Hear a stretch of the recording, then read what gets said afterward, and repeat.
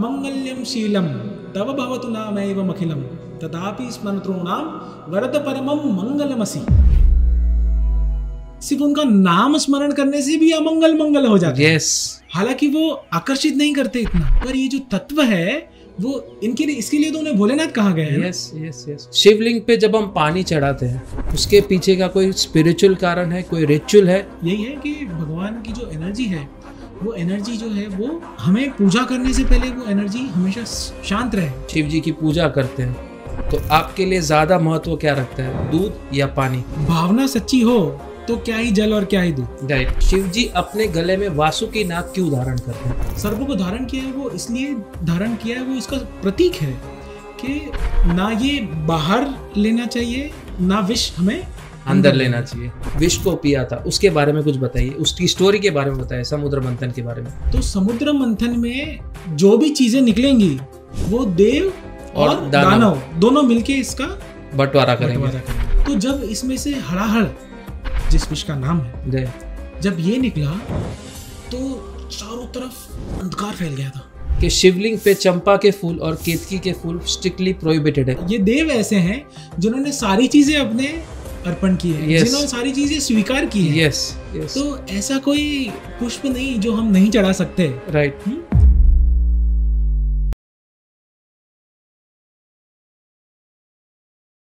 Thank you very much Bhavik ji, आपने इस आपका कीमती समय दिया और इस पॉडकास्ट में रिचुअल्स और कैसे इंपॉर्टेंस को जानना चाहिए इसके बारे में आज हम अब आपके तरफ से जानकारी लेंगे। Thank you so much Hiten ji. सबसे पहले तो मैं बहुत ज़्यादा ब्लेस्ड हूँ इट सीम्स, क्योंकि ऐसा मौका हर किसी को नहीं मिलता है। राइट। जहाँ पे जो जिस राह पे हम चल रहे हैं, जहाँ पे जो मेजर एक बड़ा जो ध्येय है, हमारा जो इंटेंशन है, वो है कि हमारी जो हिंदू संस्कृति है, वो संस्कृति आज की जनरेशन पे कैसे इफेक्ट कर रही है, उनको कैसे पता चले कि हमारी संस्कृति क्या है और हमारी संस्कृति कैसे आगे बढ़े। वो मेरा सबसे बड़ा मोटिव और इंटेंशन होता है हर किसी इस पर्टिकुलर प्रोफेशन में आने का। राइट। और आपने बहुत बढ़िया मौका दिया है मुझे, जहाँ पे मैं थोड़ा सा हमारा सौभाग्य है कि आप हमारे गेस्ट बने हैं और आज काफी सारी जानकारी आप हमें देंगे। जी। सो मैं मतलब इंजीनियरिंग हमेशा से मेरा पैशन रहा है, तो मैंने हमेशा से इंजीनियरिंग चूज किया था as a profession. Right. But since I was 8 years, मतलब 8 साल का जब से मैं था, तब से मैंने चैंटिंग शुरू किया था, मंत्रास का। बहुत बढ़िया, बहुत बढ़िया। सो मेरे डैडी जो हैं, मेरे डैडी, मेरे दादा, मेरे परदादा, मेरे वृद्ध दादा, तो उस पीढ़ी दर पीढ़ी ये जो एक ब्राह्मण का कर्तव्य है, वो कर्तव्य निभाते आ रहे हैं। राइट। और ऐसा नहीं है कि सिर्फ उन्होंने यही कर्तव्य को अपना ध्येय रखा था। जैसे कि मेरे दादा जो थे वो एक धर्मशाला के मैनेजर भी थे, बट साथ साथ में ये जो धर्म है हमारा वो निभाते आ रहे हैं। अपना कर्तव्य नहीं छोड़ा, कर्तव्य नहीं छोड़ा।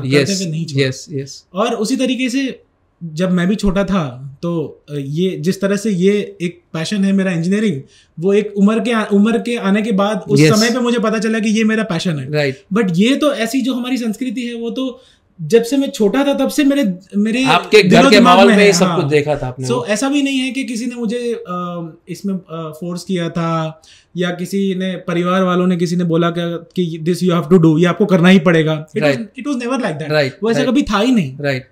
सो हमेशा से इट वाज क्रिस्टल क्लियर, मेरे ध्यान में था कि ये चीज जो है वो हमारी संस्कृति है।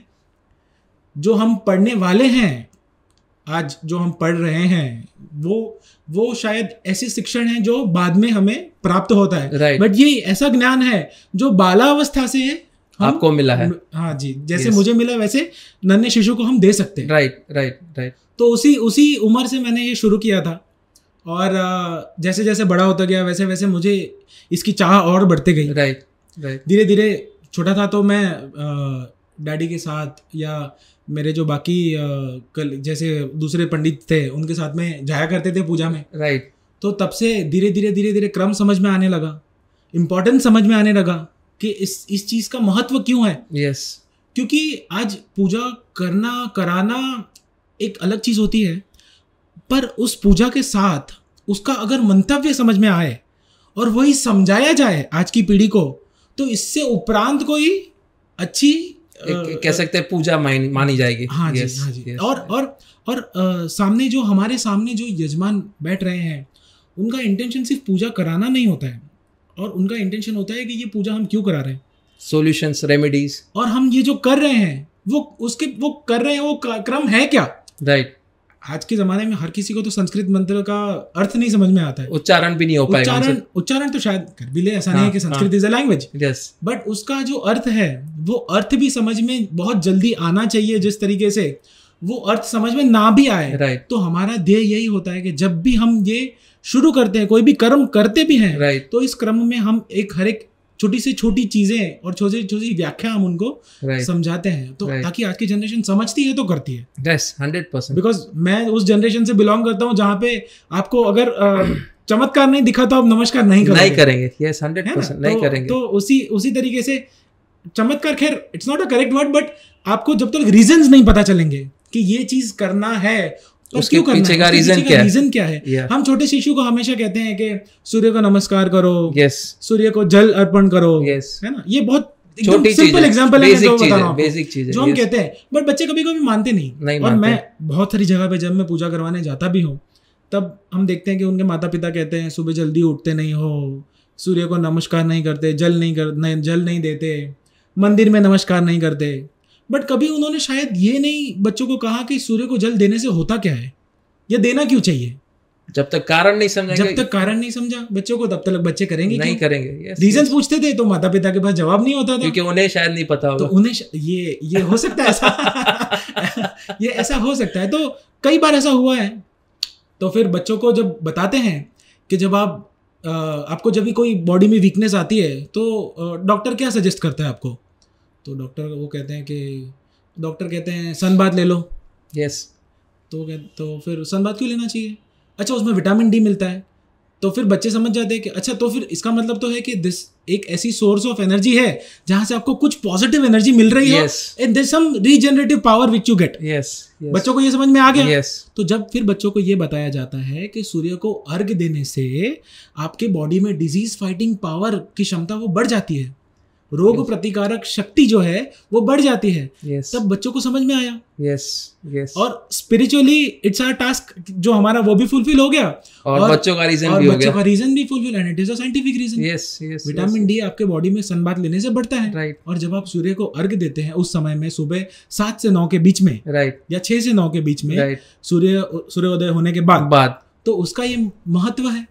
बच्चों को समझाया तो बच्चे तो मानने लगे, जो नहीं करने वाले थे वो रोज करते थे।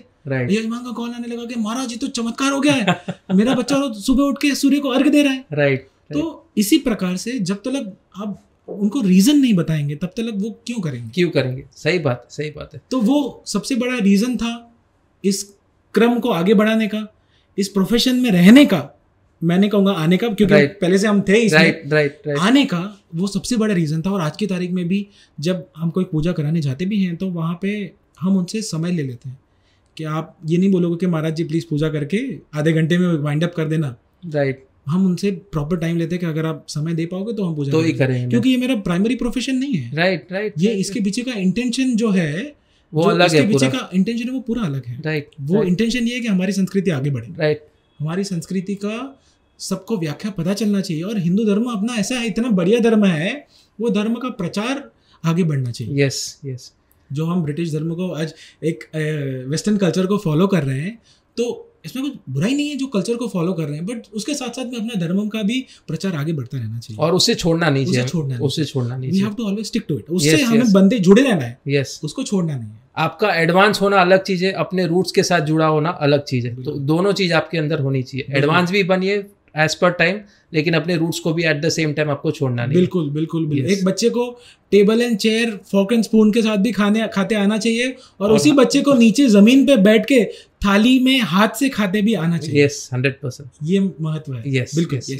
जैसे आपने अपनी स्टोरी के बारे में बताया, काफी इंस्पायरिंग है, और उसके ऊपर से हम आज के पॉडकास्ट की शुरुआत करते हैं। तो अगला सवाल मैं शिव जी के पर पूछूंगा आपको स्पेशली। शिव जी अपने गले में वासुकी नाग क्यों धारण करते हैं, इसके पीछे का कारण बताइए।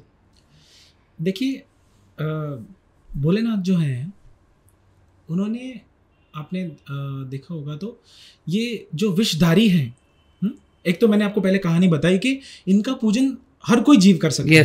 तो ये नाग ने पूजन किया था, उनका उद्धार हुआ था। एक तो वो कारण है। पर उसके साथ में आप देखेंगे तो जो विषधारी है, विष एक ऐसी चीज है कि जो ना इंसान गले से नीचे ले सकता है, अगर गले के नीचे लेंगे तो आपका बॉडी इम्बैलेंस हो जाएगा और आपकी मृत्यु हो सकती है। वही चीज अगर हम थोड़ा सा प्रैक्टिकली भी सोचे, अगर वो बाहर आए और हमारे जिह्वा पे आ जाए तो वो जब हम बाहर निकलेगी तो फिर उसका जो जिह्वा से बाहर निकली हुई जो बोली है, वो बोली वाणी अपनी बहुत ही खराब है। राइट। तो ये भगवान ने जो इनको धारण किया है, सर्प को धारण किया है, वो इसलिए धारण किया है, वो इसका प्रतीक है कि ना ये बाहर लेना चाहिए, ना विष हमें अंदर लेना चाहिए। और जब अपने कंठ में विष को समाया हुआ था भोलेनाथ ने, जब उनका नाम नीलकंठ पड़ा, तो ये कंठ में जो विष है, तो विषधारी को उन्होंने इसलिए अपने गले के रखा है। तो इसके बारे में कुछ बताइए, जो आपने कहा कि जब शिव जी ने समुद्र मंथन के दौरान विष को पिया था, उसके बारे में कुछ बताइए, उसकी स्टोरी के बारे में बताइए, समुद्र मंथन के बारे में। देखिए, समुद्र मंथन जो श्रावण का महीना है, जो आज हम देखते हैं, तो श्रावण के महीने में ये समुद्र मंथन हुआ था। देव और दानव का संवाद हुआ। उसके बाद उन्होंने ये सोचा कि हमें ज़्यादातर अब जिस डायरेक्शन में हम जा रहे हैं, जिस जगह पे हम पहुंचना चाहते हैं, तो झगड़ के तो इसका सॉल्यूशन नहीं निकलेगा। तो उन्होंने फिर ये सोचा कि ठीक है, चलो समुद्र मंथन करेंगे। तो समुद्र मंथन में जो भी चीज़ें निकलेंगी वो देव और दानव दोनों मिलके इसका बंटवारा करेंगे। तो जब इसमें से हड़ाहड़, जिस विष का नाम है, जब ये निकला तो चारों तरफ अंधकार फैल गया था, क्योंकि ये हलाल विष ऐसा था। और इसको समाने की किसी में शक्ति नहीं थी। ना किसी देवों में, ना दानव में नहीं थी। तब सबने, अब दानव भी जिनको प्रिय हैं और देव भी जिनको प्रिय हैं, वो तो शिव जी भोलेनाथ है। तब उन्होंने स्मरण किया। तो प्रभु ने आकर ये हलाहर का पान किया, और पान करके ना उन्होंने अपने कंठ के नीचे लिया, भले वो है महादेव पर है तो हलाल है। तो उन्होंने अपने कंठ में उसको विराजमान किया, ना कंठ के बाहर और ना कंठ के नीचे। और ये कंठ में नीलकंठ इसलिए नाम उनका पड़ा, इस वजह से उनका नाम नीलकंठ पड़ा। और अब लॉजिकली अगर देखेंगे इसके पीछे का रीजन, जैसे मैंने आपको बताया कि ये विष, ये हलाहल ऐसी चीज है, अपने जीवन में भी इसको हम अगर हमारे शरीर में उतारेंगे तो हमारे लिए नुकसान है। और जब जिह्वा से बाहर निकलेगा ये, और किसी और के, हमारी वाणी के थ्रू किसी और के पास जाए, तो वो हमारे लिए नुकसानकारक है, क्योंकि हमारा उससे जो कहने की क्षमता हमारी है वो खराब हो जाएगी। सामने वाला पहचान देगा। तो ये भगवान ने बहुत अच्छे से इस चीज का हमें एग्जाम्पल दिया है कि, और इसके लिए वो भोलेनाथ इसीलिए हैं क्योंकि उन्होंने उसमें उन्होंने उस चीज को उन्होंने ये कर ली है, प्राप्त कर ली उस चीजों को। उस लेवल पे वो पहुंच गए हैं जहाँ पे उन्होंने जिस लेवल पे हम शायद सोच भी नहीं सकते। ये तत्व वैसा है, शिव तत्व ऐसा है, परम तत्व ऐसा है कि जो चीजें एक मनुष्य, देव या दानव सोच भी नहीं सकता, उस लेवल पे पहुंच चुके हैं। वो तत्व वैसा है। इसलिए वो तत्व, ये सारी चीज़ों को अर्पण उन्होंने किया है। और शिव एक ऐसा तत्व है जो स्वयंभू है। बाकी देवों को आप देखेंगे तो उन्होंने अवतार लिए हैं, जन्म लिए हैं माता के उदर से, बट ये स्वयंभू ऐसा तत्व है जिसका ना आदि है, ना मध्य है, ना अंत है। राइट। कहा जाता है कि जब सती ने स्पेसिफिकली अपना जो स्टेप उठाया था और उसके बाद शिव जी ने डिसाइड किया था कि वो अब गृहस्थी नहीं करेंगे और वो हिमालय में और काफ़ी सारे जंगलों में अपनी राह ढूंढने चले गए और काफ़ी सालों के बाद फिर से कैलाश पर्वत पे लौटे। लेकिन हिमालय की पुत्री यानी पार्वती जी का ध्येय था कि वो शिव जी की हमेशा, कह सकते हैं, पत्नी बनकर अपने आप को देखना चाहते हैं। सती जो है उन्होंने इतनी घोर तपस्या की थी क्योंकि वो ये तत्व को जानते थे कि ये परम तत्व है। इस तत्व से इतनी प्रेरित थे वे कि उन्होंने अपनी ये सारी जो बातें हैं ये तो उन्हें पता थी, राइट, कि ये तो गृहस्थाश्रम रहित है, राइट। तो पर फिर भी उनका जो तपश्चर्या थी उनकी, वो तपश्चर्या उस तत्व को पामने के लिए थी, यस, कि उस तत्व से जुड़ने के लिए थी। इसलिए बिना किसी स्वार्थ के वो इस तपश्चर्या में हमेशा उन्होंने अपने आप को लीन रखा था। यस, और इसीलिए वो भोलेनाथ को प्राप्त करना चाहते थे और प्राप्त कर भी पाए थे। यस, शिवरात्रि से ऐसा कुछ कनेक्शन नहीं है, पर ये इसके पीछे का एक कह सकते हैं कारण बन सकता है। यस, साथ ही में हमने देखा है काफी सारे बार, हमने ये सुना भी है काफी सारे लोगों कि शिवलिंग पे चंपा के फूल और केतकी के फूल स्ट्रिक्टली प्रोहिबिटेड है। इसके पीछे एक्चुअल में कोई कारण है या एक धारणा है अब भी जो सालों से हमारे बीच में चली आ रही है?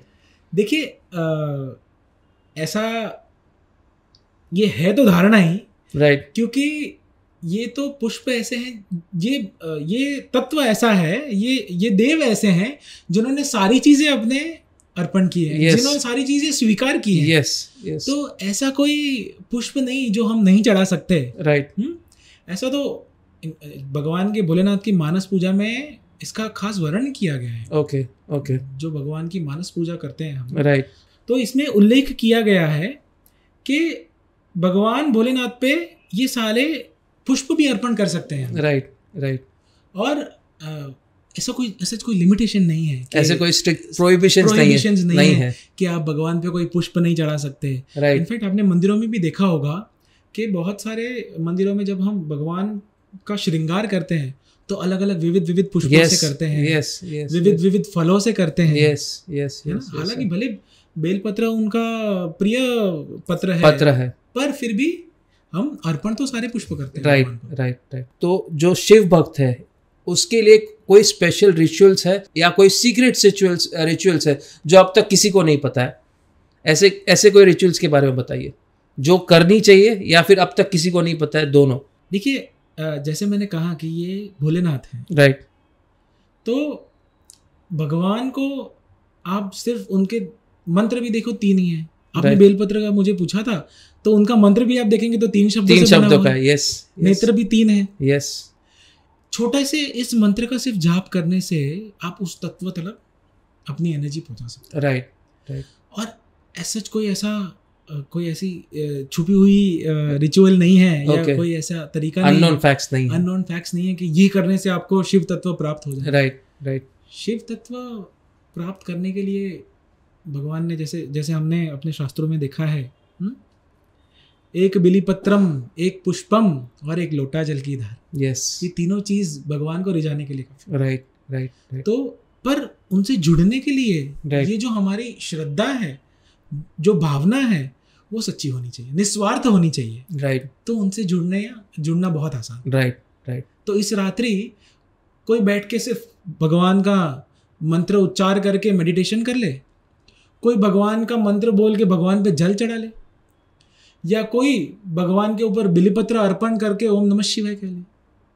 तो जुड़ने के तरीके अलग अलग हैं, बट जुड़ना जरूरी है। जैसे आपने कहा कि ऐसे कोई स्पेशल रिचुअल्स या अननोन फैक्ट्स नहीं है महाशिवरात्रि के बारे में, लेकिन कहा जाता है कि महाशिवरात्रि के दिन पे अगर आप जागरण करते हैं तो शायद आपकी जो मनोकामना है वो ज़्यादा पूरी होती है। ऐसा है कुछ है इसके बारे में?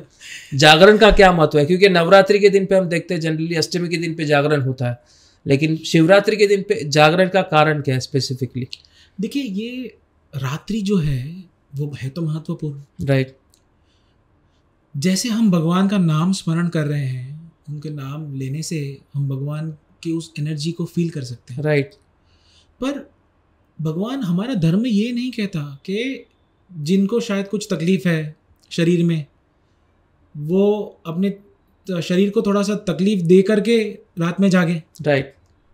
या तो आपके घर में छोटे बच्चे हैं जिनसे जागा नहीं जाता, अब उनको मार करके जगाइए। वैसा जरूरी नहीं है। तो ये तरीका गलत है। राइट। ये तरीका नहीं है, और ना ये हमारे धर्म में ये कहते हैं कि आप तकलीफ सहन करके जहाँ पे आपको डॉक्टरों ने मना किया है जागरण करने के लिए और आप जगाएंगे या बच्चों को जबरदस्ती जगाएंगे, बच्चों को जबरदस्ती भूखा रखेंगे, तो वो तरीका शायद सही नहीं है। जैसे मैंने कहा कि निस्वार्थ भाव से आप भोलेनाथ का नाम कैसे भी स्मरण करिए और उस तत्व को आप उनकी एनर्जी को फील कर सकते। शिवलिंग पे जब हम पानी चढ़ाते हैं उसके पीछे का कोई स्पिरिचुअल कारण है, कोई रिचुअल है, या फिर एक सालों से प्रथा जो चली आ रही उसी को हम फॉलो कर रहे हैं? देखिए, शिवलिंग जैसे मैंने आपको कहा, ये it's a major source of energy.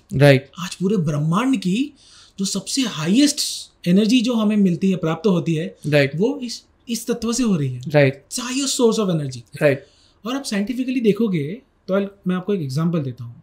जैसे न्यूक्लियर प्लांट्स होते हैं, तो आपने देखा होगा कि जितने भी प्लांट्स होते हैं ना, वो नदी या दरिया की तरफ होते हैं, पानी की तरफ, बिकॉज उनको पानी का कंजप्शन बहुत ज्यादा लगता है। है ना? तो और ये तो जो न्यूक्लियर है उनसे भी ज्यादा पावरफुल सोर्स ऑफ एनर्जी है, 100%। इसलिए भगवान की पूजा करने के लिए उन्हें उस एनर्जी को शांत करना जरूरी है। इसलिए हम दूध या तो पानी, जल, इसका भगवान के ऊपर अर्पण करते हैं।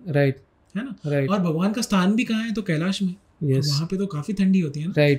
तो उस भगवान के ऊपर जल चढ़ाने का अर्थ यही है कि भगवान की जो एनर्जी है, वो एनर्जी जो है वो हमें पूजा करने से पहले वो एनर्जी हमेशा शांत रहे। उसके पीछे का रीजन ये है जल अर्पण करने का।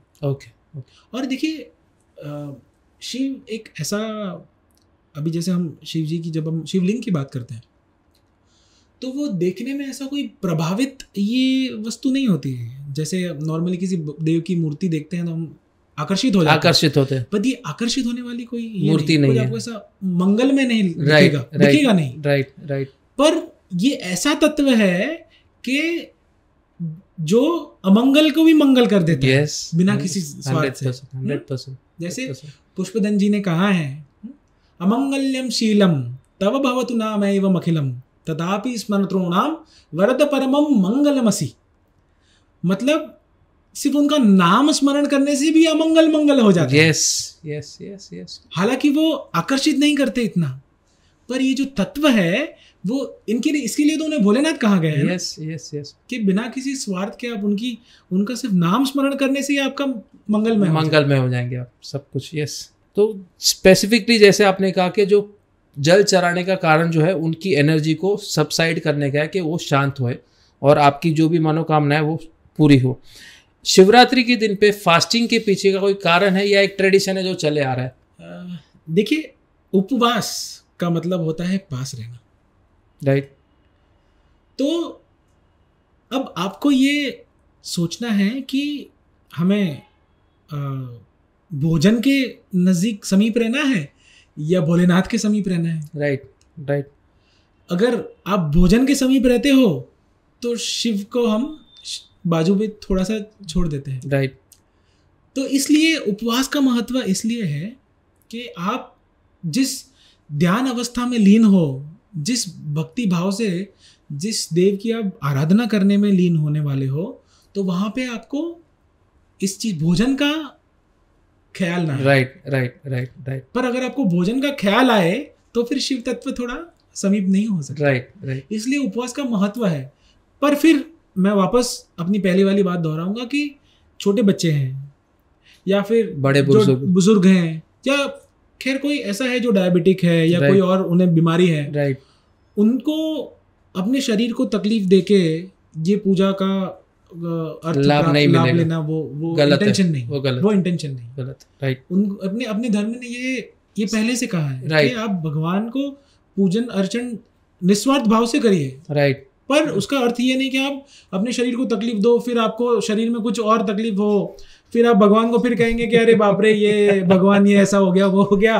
तो उससे बेटर है कि आप अपनी सहूलियत से भगवान, पर ऐसा नहीं कि आपके सामने भोजन भी है और यहाँ पे भगवान है, उपवास चल रहा है और आपके दिमाग में ऐसा लग रहा है कि चलो साबूदाना वड़ा खाने मिलेगा या कचौरी वचौरी खाने मिलेगी, तो उस इंटेंशन से आप पूजा नहीं कर पाएंगे। उस इंटेंशन से क्योंकि आप फिर शिव के समीप नहीं, भोजन के समीप जाए। राइट। इसलिए दोनों महत्व उपवास का ज्यादा है, पर उसका अर्थ ये नहीं कि आप जिस इंटेंशन के लिए बैठ रहे हो पूजा करने के लिए, उसको आप थोड़ा सा बाईपास कर दो, डिस्ट्रैक्ट कर लो, वो उसका ये नहीं है। राइट, दोनों भी है, या तो आप उपवास कर सकते हो और आप ध्यान भी ले रहे हो भगवान का, तो बहुत बढ़िया है। राइट, क्योंकि आप शिव के समीप जा रहे हो। राइट, राइट, उपवास का अर्थ वही होता है। Right, right, right. कहते हैं कैलाश पर्वत शिव जी का घर है, लेकिन आज तक कैलाश पर्वत को कोई सक्सेसफुली क्लाइम नहीं कर पाया है। इसके पीछे का कोई कारण, या फिर कोई कह सकते हैं ऐसा कोई कारण है, ऐसा कोई फैक्ट है जो आज तक हमें नहीं पता है? देखिए, भगवान जब हैं, जो वो तत्व है, उस तत्व के होने का आपको आभास हो सकता है, पर हर कोई उसे प्राप्त नहीं कर सकता। यस। तो अगर कोई प्राप्त करने की ये लेकर इच्छा लेकर के वहां पे जाए कि आज मुझे शिव दिख जाएंगे, तो वो तो पॉसिबल नहीं है। पॉसिबल नहीं है। और वो इसकी ऊंचाई भी इतनी तेज है, वहां पे क्लाइमेटिक कंडीशंस भी सूटेबल नहीं होते हैं। Right, right, right. प्रैक्टिकली भी देखना जाए तो हर कोई उसे अचीव नहीं कर पाता है। Right, right. और स्पिरिचुअली जिनका वहां पे वास है, तो वो चाहे तो सामने आ सकते हैं या उस एनर्जी को आप फील कर सकते हो, बट हर कोई वो चीज नहीं पॉसिबल, अपनी मंशा से नहीं कर सकता। Right, right. कहा जाता है कि कैलाश पर्वत नॉर्थ और साउथ पोल से भी देखे तो एग्जैक्टली सेंटर पॉइंट में क्या आ गया है, और ऐसा शायद ही पूरी दुनिया में कोई पर्वत है जो एग्जैक्टली नॉर्थ और साउथ पोल से डबल डिस्टेंस में, अगर नॉर्थ से देखे तो 666 किलोमीटर है, और अगर साउथ पोल से देखे तो 1332 किलोमीटर दूर है, पर हालांकि फिर भी मध्य में फिर भी मध्य में है। तो उस पॉइंट ऑफ व्यू से भी देखे तो एक कह सकते हैं दुनिया का चमत्कार है, जिसका शायद कोई भी साइंस आपको आंसर नहीं दे पाएगा। तो साइंस के ऊपर से मैं अगला सवाल पूछूंगा, जब भी हम ओम नमः शिवाय का जो मंत्र है वो चैंट करते हैं या जपते हैं, तो आपकी जो नर्वस सिस्टम है वो कामनेस में बदल जाती है। इस पे पीछे कोई साइंस है या फिर एक चमत्कार है जिसका कोई आंसर नहीं है? देखिए, 3 शब्द है। ओम जो है उसका उच्चार जब हम करते हैं तो ओम सृष्टि का सर्जन, और सृष्टि जब खत्म होती है तो उसके बाद भी यही एक आपको ध्वनि सुनाई देगी। राइट। जब सर्जन होगा तब भी यही ध्वनि सुनाई देगी। राइट। और जब सृष्टि खत्म होगी तब भी आपको ध्वनि यही सुनाई देगी। Right, right, right. तो और आप साइंटिफिकली देखेंगे तो जब आप ओम सिर्फ इस शब्द को, मैं आगे के शब्द की बात नहीं कर रहा हूँ, सिर्फ ओम की बात करते हैं, तो जब आप ओम को भी अलग अलग प्रकार से जब आप उच्चार करेंगे, चाहे आप योग कर रहे हो, कभी आप ओम में से ओ को ज़्यादा लंबा कीजिए, कभी आप अ को ज़्यादा लंबा कीजिए, कभी म को ज़्यादा लंबा कीजिए, जैसे ओम। Yes, yes, yes. तो आप हर बार देखोगे आंख बंद करके, तो कभी आपको फोरहेड में मसाज जैसा फील होगा, कभी आपने म को ज़्यादा लंबा किया तो आपके नॉस्ट्रिल्स और यहाँ पे आपको ऐसा मसाज जैसा फील होगा। ओके। और कभी आप ओ को ज़्यादा लंबा करोगे तो आपको आई साइड्स के यहाँ पे आपको ऐसा फील होगा। राइट। तो ये एक शब्द ही ऐसा है जिसमें सारी चीजें समाई हुई है। और नमः यानी हम विनम्र हैं। राइट। हम जब नमः की बात करते हैं तो वो श्रद्धा जो है हमारी, हम जिस श्रद्धा से हम आगे बढ़ना चाहते हैं, हम विनम्र हैं। और किसको विनम्र हैं? तो शिवाय। Yes, yes, yes. तो जब ये 3 शब्द आप उच्चार करते हो, और इसको उच्चार करने के साथ साथ में जब आपने एक ध्यान लगाया हुआ है, राइट, तो आप कहीं ना कहीं उस पॉजिटिव एनर्जी को फील कर सकते हो। राइट। और सिमिलरली आप 15-20 मिनट अगर डेली की डेली मेडिटेट करते हो, और मेडिटेशन के साथ आप इसका उच्चार भी करते हो, चाहे आप ओम करिए, ओम नमः शिवाय करिए, तो उस उच्चार से भी आपके बॉडी में बहुत सारे ऐसे ऑर्गन्स हैं जिनको हीलिंग पावर मिल जाता है। Right, right. तो इसके पीछे का ये साइंटिफिक रीजन है। Right, right. और स्पिरिचुअली तो ये एक सिद्ध, ओम खुद में एक सिद्ध मंत्र है। Right, right. तो इसका कारण ये है कि आप जब ओम नमः शिवाय जब बोलते हो आप, तो आप एक पॉजिटिव एनर्जी से जुड़ जाते हो। तो रुद्र तांडव से मैं आपको एक अगला सवाल पूछूंगा कि रुद्र तांडव को कॉस्मिक डांस भी कहा गया है, और 5 अलग अलग कह सकते उस पे फैक्टर्स है। सबसे पहला फैक्टर क्रिएशन, दूसरा प्रिजर्वेशन, तीसरा है डिस्ट्रक्शन, चौथा है कंसीलमेंट, और 5वां है ग्रेस। तो इसके बारे में कुछ हमारे ऑडियंस को बताइए कि ये 5 फैक्टर्स कैसे इंपॉर्टेंट रोल प्ले करते हैं। देखिए, भगवान ने जब तांडव रचा था तो तांडव के पीछे का अर्थ यही है, अगर आप देखोगे तो जब ये नृत्य शुरू होता है तो जैसे आपने सही से कहा, तो सबसे पहले जो इस नृत्य के जो मूवमेंट्स हैं, तो पहला जो मूवमेंट है वो सृष्टि की तरफ ओके सिंबलाइज करता है, राइट, ठीक है। फिर विच इज क्रिएशन, राइट। तो जैसे आप जो धीरे धीरे मूवमेंट्स जब आगे बढ़ते हैं, राइट, तो वो होती है स्थिति, राइट, मतलब preservation, right, maintaining balance. Okay, जब सृष्टि क्रिएट हुई है तो उसमें कॉस्मिक बैलेंस भी मेंटेन करना जरूरी है, राइट, है ना, राइट।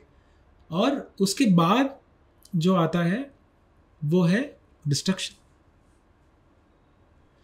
तो और देखिए आप ये सृष्टि का नियम है, ये एक तांडव में ही ये नियम बहुत अच्छे से भगवान ने बताया कि death and rebirth, birth, death, rebirth, जन्म मृत्यु का जो चक्र है, ये चक्र चलते रहेगा, चलते रहेगा। और जो आखिरी का जो भगवान की जो मूवमेंट होती है उसको प्रलय कहा गया है। इसमें जो आखिरी का जो पोज, भगवान जब नृत्य करते करते नटराज जब अपने आखिरी इसमें जाते हैं तो वो एब्जॉर्प्शन है, राइट, मतलब वो जो सारी सृष्टि का जो सर्जन हुआ था उसका डिस्ट्रक्शन हो गया है, विनाश हुआ है, राइट, वो वापस अभी मेन सोर्स ऑफ एनर्जी में कन्वर्ट उनके फॉर्म में वापस आ रही है, राइट, राइट। जो उनका आखिरी तांडव का जो आखिरी पोज है, राइट, वो उसको सिंबलाइज करता है। ओके, ओके, है ना। और भगवान ने जब तांडव किया है तो उसका आचरण भी आप देखेंगे, जब उसका विवरण कभी आपने सुना होगा किसी भजन में या किसी इसमें, जैसे मैं आपको एक एग्जाम्पल देता हूँ, पता नहीं आपने नटराज का स्तुति सुना है कि नहीं, तो उसमें उस स्तुति में एक छोटा सा फ्रेज है, शिर ज्ञान गंगा चंद्रमा चित ब्रह्म ज्योति ललाट मां, शिर ज्ञान गंगा चंद्रमा चित ब्रह्म ज्योति ललाट मां, विषनाग माला कंठ मां, विषनाग माला कंठ मां, नटराज राज नमो नमः। बढ़िया। सतसृष्टि तांडव रचयिता, नटराज राज नमो नमः। तो ये सिंबलाइज करते हैं चीज़ें, जैसे कि भगवान ने तांडव करने के समय अपने हाथ में डमरू रखा है, यस, और डमरू का जब आप साउंड सुनेंगे, it is similar to Om, it is Om. जब आप सुनेंगे, जब डमरू का नाद जब सुनेंगे, तो जब डमरू बजता है तो सृष्टि का सर्जन हो रहा है, यस, है ना। और भगवान ने उसी के जब तांडव रचा था भगवान ने, तो उन्होंने अपनी जटा के ऊपर गंगा माँ विराजमान, चंद्रमा विराजमान है, यस, और उस जटा में से गंगा जी बह रही है। चंद्रमा और गंगा जी जो हैं भगवान में, तो वो ये सिंबलाइज करता है कि भगवान जो हैं वो ना उनमें कोई सॉर्ट ऑफ ईगो है, ना उनमें कोई डिजायर है, भगवान इन सब चीजों से रहित है, यस। और ज्ञान मतलब उसका कोई लिमिट नहीं, अंत नहीं, ऐसा ज्ञान है भगवान। यस। इसके लिए शिर ज्ञान गंगा चंद्रमा, यस।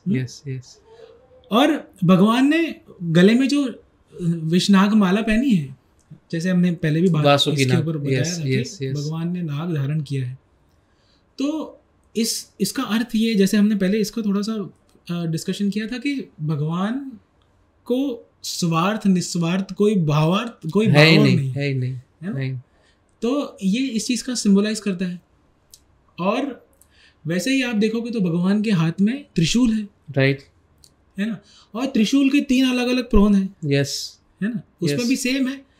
पहला जो है वो सृष्टि का सर्जन को सिंबलाइज करता है, राइट। दूसरा जो है वो इकोलॉजिकल बैलेंस मेंटेन करने के लिए, प्रिजर्वेशन के लिए, राइट। और आखिरी जो है वो डिस्ट्रक्शन के लिए, यस। तो जो शिव तांडव है उसका महत्व यही है, वो यही सिंबलाइज करता है कि कैसे सृष्टि सर्जन और भगवान की जो जटाएं आप देखोगे तांडव करते करते अलग अलग फॉर्म में गई है। राइट। भगवान ने जब तांडव किया है तो उनकी जटाएं अलग अलग फॉर्म ले रही थी। राइट। जिस फॉर्म में वो ले रही थी तो किसी जटा के फॉर्म से सर्जन हुआ है, कहीं से अंत हुआ है। Right right right right. विनाश कहीं से तो कहीं से सर्जन। Yes yes. तो उनकी जटाएं भी वैसी मूवमेंट्स में थे। Right right right. तो हर एक चीजों का वैसे इम्पोर्टेंस है और सिंबलाइज किया गया है। बहुत अच्छी तरीके से आपने रुद्र डांस को, इस समय रुद्र तांडव को मैं कहूँगा स्पेसिफिकली समझाया है।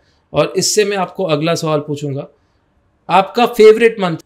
देखिए ऐसे तो मतलब हर एक मंत्र ही भोलेनाथ का मतलब जिससे आपको काफी कह सकते कुछ ऐसा कुछ अनुभव हुआ है जो शायद और किसी मंत्र से ना हुआ हो।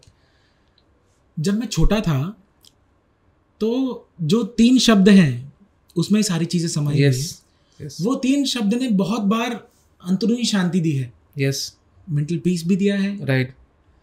तो मेरे लिए तो जीवन में ये 3 मंत्र सबसे ज्यादा मेरे इससे करीब थे मेरे जीवन में। राइट। पर जब मैं थोड़ा सा समझदार हुआ, राइट, जब मैंने ज्ञान प्राप्त करना शुरू किया, राइट, तो मैंने अपने डैडी से, मैंने अपने पिताजी से, मेरे गुरु हैं वो, जिनसे मैंने ज्ञान प्राप्त किया है, राइट, उनके पास मैंने शिव महिमा स्तोत्र का अध्ययन किया। ओके। और एक समय ऐसा है जब आज वो एक स्तोत्र जो है पुष्पदंत रचित, जो कवि पुष्पदंत थे उन्होंने इनकी रचना की थी इतने स्तोत्र की, तो वो स्तोत्र ऐसा है जो आज मेरे दिल के ज़्यादा करीब है, राइट, क्योंकि उसमें भगवान भोलेनाथ का बहुत बढ़िया वर्णन किया हुआ है। ओके। जब हम शिव जी की पूजा करते हैं तो आपके लिए ज़्यादा महत्व क्या रखता है, दूध या पानी? देखिए ये तो जैसे मैंने कहा भाव, राइट, भाव का प्रश्न है। राइट। जो जल अर्पण कर सकता है वो जल अर्पण करता है, राइट। जो पय यानी कि दूध अर्पण कर सकता है वो दूध अर्पण करना है, राइट। पर भावना सच्ची हो तो क्या ही जल और क्या ही दूध, राइट, है ना? राइट। जैसे मैंने आपको कहा मंत्र, तो शायद मुझे महिमन आता है, मुझे पता है, इसलिए मुझे पसंद है, राइट। पर आज जिसको कोई मंत्र नहीं पता और ये सिर्फ इन 3 शब्द का उच्चार करे, ओम नमः शिवाय, उसी में सब कुछ, उसी में तो सब कुछ आ गया। तो एक छोटे से छोटा बच्चा भी हो या बड़े से बड़ा बुजुर्ग हो, इस मंत्र के उच्चार, इसलिए ये मंत्र पहले से मेरे दिल के करीब। राइट। उसी तरीके से चाहे वो जल जो अर्पण करने वाला उसके भाव के ऊपर है, राइट, वो जल अर्पण करे या पय यानी दूध अर्पण करे, राइट। महत्व दोनों का भगवान का नाम स्मरण करने से। यस। मॉर्निंग पूजा या फिर मिडनाइट मेडिटेशन आपके लिए ज्यादा क्या फायदेमंद हुआ अब तक? देखिए दोनों भी अपनी अपनी जगह में राइट इम्पोर्टेंट है। राइट। आप सुबह का अध्ययन करें, भगवान का नाम चाहे सुबह ले या रात्रि।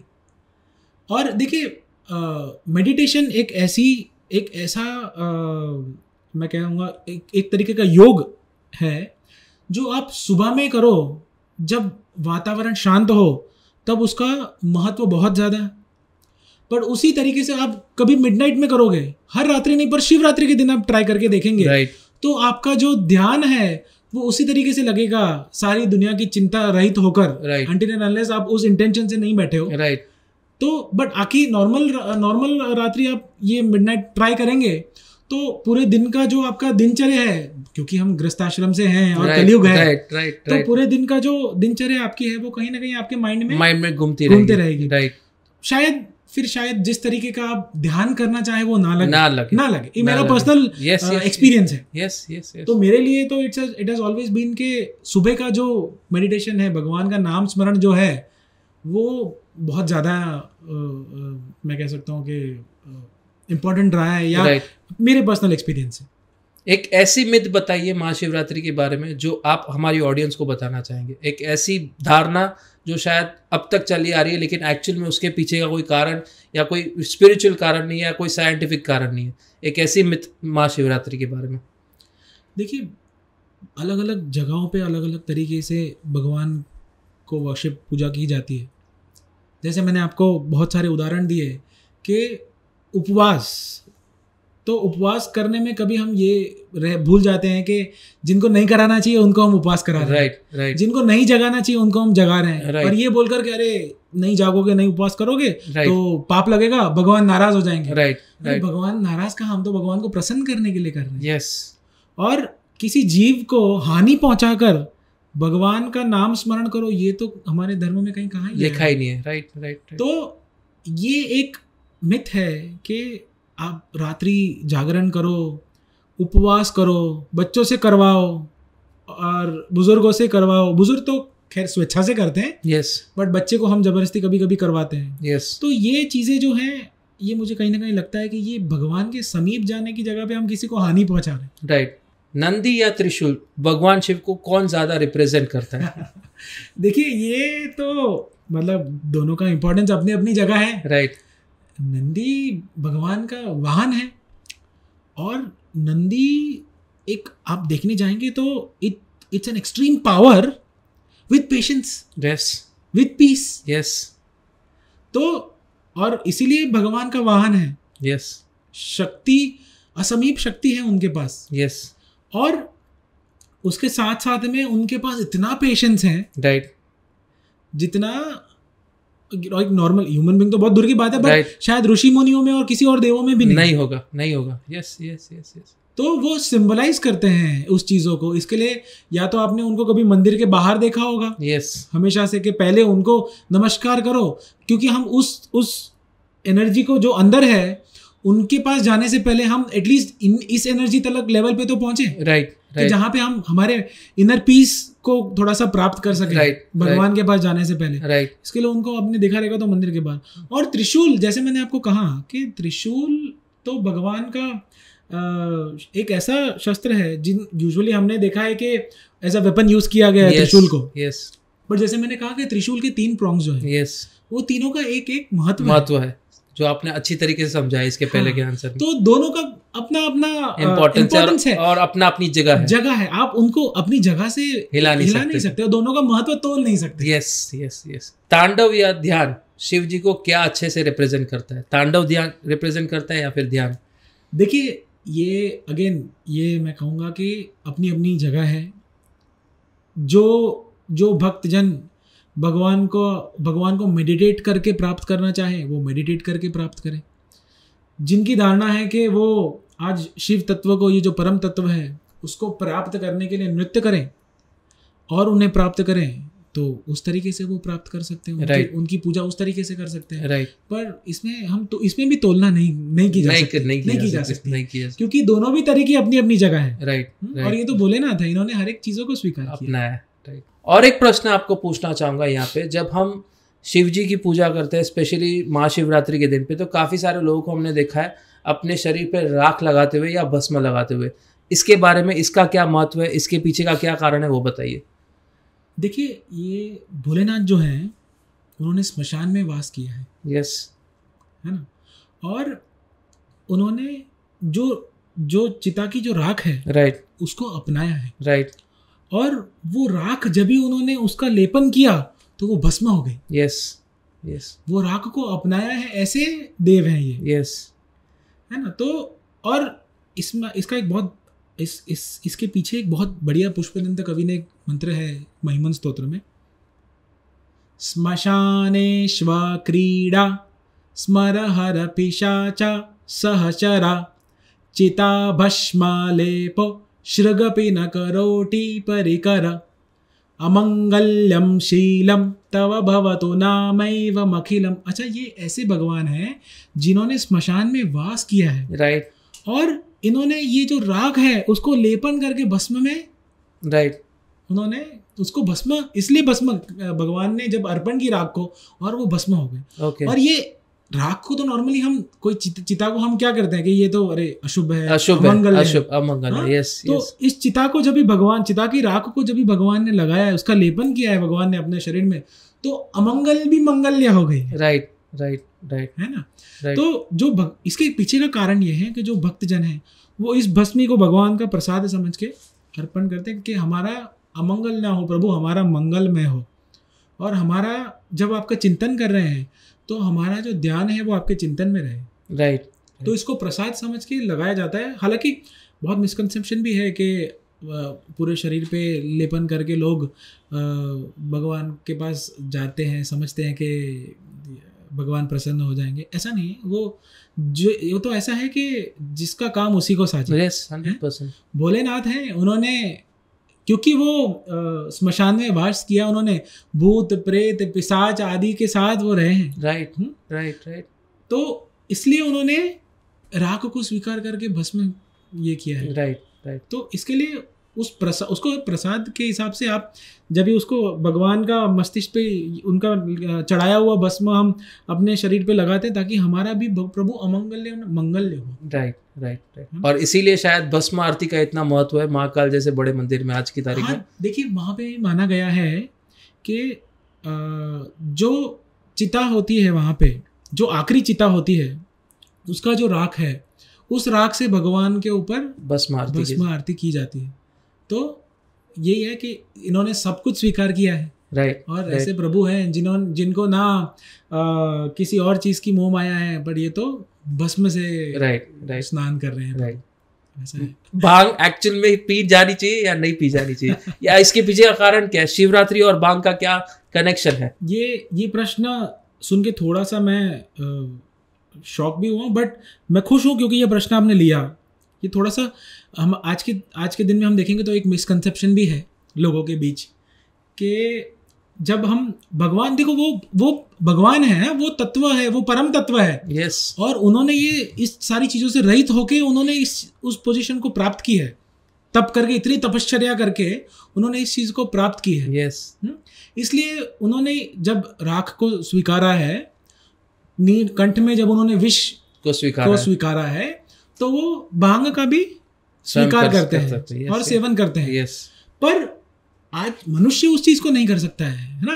हाँ, देखो पहले भगवान के जैसे तपश्चर्या करो, उस लेवल तक पहुंचो कि जहाँ पे आप उतने एनर्जी को आप ये कर सको, एब्जॉर्ब कर सको। और भगवान ने गले में नाक पहना है। आप और मैं ऑफिस जाते हैं तो गले में नाक पहन के नहीं जाते ना, या बस में या ट्रेन में हमने किसी को देखा है गले में नाक पहन के जाते हुए। तो उस तत्व को उन्होंने वो शक्ति को प्राप्त की है। yes. उस एनर्जी के सोर्स है वो। राइट। तो उस एनर्जी के सोर्स में ये एब्जॉर्ब करने की पोटेंशियल है। yes. क्षमता है। yes. वो आप में और मेरे में, मनुष्य में नहीं है। तो इसको बहुत गलत तरीके से देखा गया है कि भांग का सेवन करके, कभी इसको बहुत ज़्यादा सेवन करके नशा किया गया है भगवान के नाम पे कि अरे भोलेनाथ पीते हैं इसके लिए हम भी पीते हैं, शुभ माना जाता है। हाँ, तो भगवान भोलेनाथ ने तो सर्प भी गले में धारण किया, विष धारण किया है कंठ में, वो भी कर लो। तो फिर आप प्रेम से भांग का भी सेवन करो। राइट। ये मिसकंसेप्शन है, हमने बहुत बार देखा हुआ है। अच्छा हुआ आपने प्रश्न लिया। राइट। कि आज की जनरेशन को समझ में आना चाहिए कि प्रसाद अगर प्रसाद की तरह लिया गया तो ठीक है। भगवान के ऊपर आपने भांग चढ़ाई, उस प्रसाद का आपने सेवन किया प्रसाद के हिसाब से, उतनी क्वांटिटी में। हाँ, जब आपने उस प्रसाद का सेवन किया, आपके हस्तरेखा में लेके आपने प्रसाद का सेवन किया, तो वो प्रसाद सही है। राइट। बट उसको आप भगवान के ऊपर लोटा भर के चढ़ा रहे हैं और वही लोटा आप पिएंगे तो फिर भगवान के ऊपर चढ़ने लायक में नहीं रहेंगे। राइट। वैसा हो जाता है। राइट। तो ये मिसकंसेप्शन है। प्रसाद के हिसाब से लेना चाहिए, पर इस तरीके से नहीं ना कि बुरी आदत बने। बिल्कुल। राइट। बहुत बहुत शुक्रिया भाविक जी, आपने आज का जो कीमती समय दिया आपका। इससे मैं आपको आखिरी सवाल आपका पूछूंगा कि being an professional in Tata Teleservices, being an cluster head, आप इन सब चीज़ों के लिए कैसे समय निकालते हैं? जैसे आज आपने ऑलमोस्ट 2 घंटे का हमें टाइम दिया, तो इन सब चीज़ों का आप कैसे समय निकालते हैं being in such a hectic schedule from Monday to Saturday? देखिए, काम, मेरा जो प्राइमरी प्रोफेशन है वो मेरे लिए सबसे ज़्यादा कीमती है। यस। और एज आई सेड कि मेरा पैशन है। Right. So I am a workaholic guy. Right. मुझे काम, शायद मैं दिन सुबह जल्दी शुरू करता हूँ, रात बड़ी देरी होती है। राइट। काम निपटाते। राइट। पर जिस तरह से काम मेरे दिल के करीब है, वैसे ये जो हमारी संस्कृति है वो भी मेरे दिल के बहुत करीब है। यस। तो जब भी छुट्टी का समय होता है, जैसे संडेज हो गए, कभी सैटरडेज हो गए, राइट, कभी कोई गवर्नमेंट हॉलीडे हो गया, तो उस दिन जैसे अभी इतने सालों से पूजा करा रहे हैं, तो यजमान आज हैं जो बुलाते हैं समय पे। और उनको भी पता है कि अच्छा महाराज वर्किंग है, तो उनको सैटरडे या संडे या किसी गवर्नमेंट हॉलीडे के दिन बुला सकते हैं। तो वैसे अकॉर्डिंगली प्लान कर लेते हैं। राइट। और कोई ज्यादा ही ऑस्पिशियस डे हुआ, जैसे शिवरात्रि है या गणेश चतुर्थी है, वो किसी वर्किंग डे पे नहीं आता है, तो फिर 1-2 दिन का लीव अप्लाई करके फिर उस दिन का अपना मैनेज कर दे। बाकी वर्क अपनी जगह पे है, क्योंकि वो उतना ही इम्पोर्टेंट है जितनी हमारी संस्कृति। तो दोनों को समय देना भी जरूरी है। बहुत ही अच्छी तरीके से बैलेंस करते हैं आप। वो बहुत जरूरी है, क्योंकि काम अपनी जगह है ना। आज इस काम की वजह से, इस एक पर्टिकुलर कंपनी की वजह से, जहाँ पे हमने एक प्रोफेशनल लाइफ में बेबी स्टेप्स लिए और वहां से एक लेवल पे आए हैं, उस कंपनी ने एक्सपोजर दिया है, तो 100% वहां पे देना बहुत जरूरी है। और फिर उसके बाद कुछ अगर बच जाता है, जैसे संडेज हैं, सैटरडेज हैं, तो उस समय में संस्कृति को भी जुड़े रखना, उनसे भी जुड़े रहना बहुत जरूरी है। तो उस तरीके से दोनों चीजों को बैलेंस किया है। बहुत बहुत शुक्रिया भाविक जी। आज का जो पॉडकास्ट एपिसोड है वो मैं कहूँगा काफ़ी माइंड ओपनिंग था, माइंड कह सकते हैं स्पेसिफिकली रिफ्रेशिंग था। यहाँ पे जो मंत्र का आपने उच्चारण किया इस पॉडकास्ट में और किस खूबसूरती के साथ आपने इस रुद्र तांडव को स्पेशली समझाया, वो शायद और अब तक मैंने किसी के पॉडकास्ट में नहीं देखा है, ना किसी वीडियो में देखा है। तो बहुत बहुत शुक्रिया इस पॉडकास्ट में टाइम देने के। Thank you very much. धन्यवाद हितेन जी।